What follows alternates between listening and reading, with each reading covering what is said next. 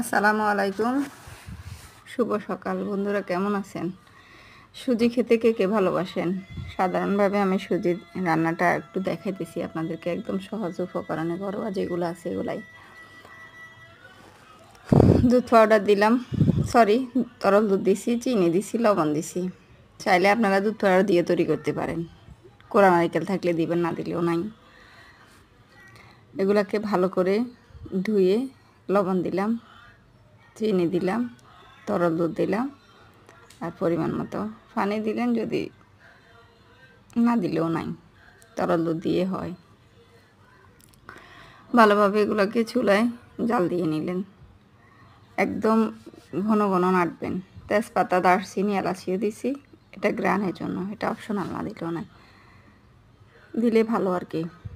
তারপরে ভালো করে আপনারা নাড়বেন, না নাড়লে আপনার দলা দলা হয়ে যাবে, এই জন্য মানে চুলা দেওয়ার সাথে সাথে প্রচুর পরিমাণে নাড়তে হবে এগুলোকে।